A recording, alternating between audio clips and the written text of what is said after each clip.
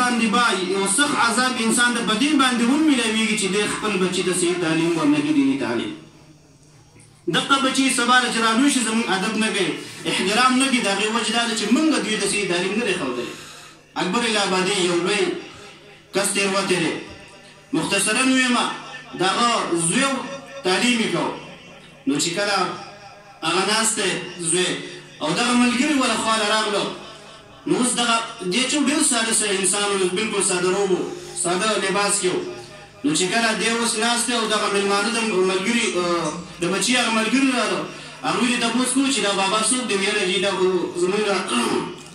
نوکر دی یا صبر سره خو دې دماغي حالات باندې چې لږ ګډوډ شوی دی هغه څومره یو ورته لاړ د هغه ځای نه چې د کم د بچي چې کومه ډایري وه د هغې په اول سر باندې ورته یو شعر ولیکو وی ہم ایسے کل کتابی قابلی ضبطی سمجھتے ہیں ہم ایسے کل کتابی قابلی ضبطی سمجھتے ہیں کہ جن کو پڑھ کے لڑکے باب کو خبتی سمجھتے ہیں وی دارنگی ټول کتابونه د سوځولو لایق دی دا د سرولو لایق دی دغه ټول کتابونه د ختمولو لایق دی د هغې وجه دا ده ډېر کتابونه وویل ډېر لوی تعلیم وکړې ډېرې ډګریانې در سره دي چې په ګرځولو باندې په بیګ کې نشي وړی په بوډۍ کې نشي وړی ګاډی ورپسې روان کړی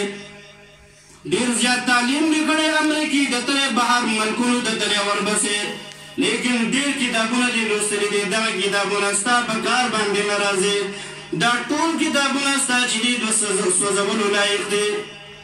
وی ځکه چې دومره کتابونه دي وی بیا چې دی هم خپل بار ته وایي چې دی خبطې شوی دی وی هم ایسے کل کتاب قابل ضبط سمجھتے ہیں کہ جن کو پڑھ کے لڑکے باب کو خبطې سمجھتے ہیں چې ټول عمر دی وویل لیکن چې نن دې پلار خواله راغی بیا ورته وایي چې دی خو دې ولې شوی دی دماغي حالات خراب دي په دې کتابونو باندې څه کوي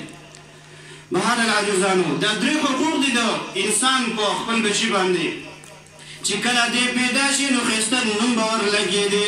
اول نمبر به ورله په خود کې بانګ ووایي دویم نمبر به ورله تحنیک وکړې په دریم نمبر باندې به ورله عقیقه وکړې لکه نن چې د قاري عمرزاده صاحب الله تبارک وتعالی دې د ده دواړه دا فرزندګان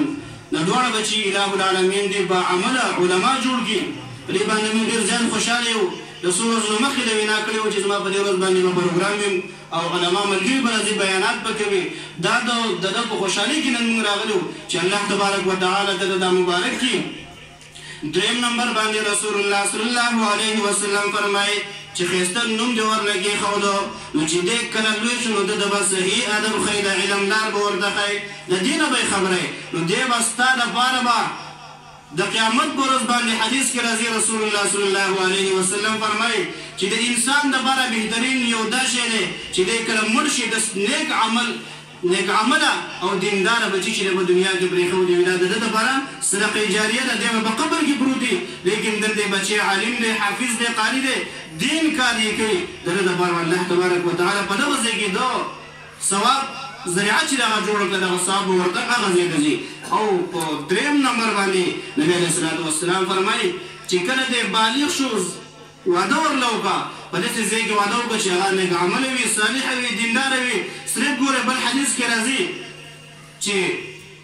تاسو کله چې د زنانو سره واده کوئ ولمالها ولدینها اوږد حدیث دی څوک به د حسن په وجه کوي څوک به د مال په وجه کوي څوک به د نسب په وجه باندې کوي وایي فاصبر بذات الدین تربت یداک لاسونه دې په خاورو کې ګډ شه د دین والا چې دا وکړه هو دین دې پکې ښایست دی ښه خبره دین دې پکې نسب یې ښه خبره دین دې پکې مالدار دی ښه خبره لیکن چې دین پکې نه دی نو په دې درېو خبرو بس یوازې نه ځي نو دا په پلار باندې لازم دی چې بچي لپاره ښایسته نوم کېږي صحیح تعلیم د قرآن ورله ورکړي او درېیم نمبر باندې چې دغه ونه په صحیح ځای کې چې دغه رشته وکړي الله تبارک وتعالی د موږ په دې الفاظو باندې عمل کولو توفیق راکړي اقول قولي هذا استغفر الله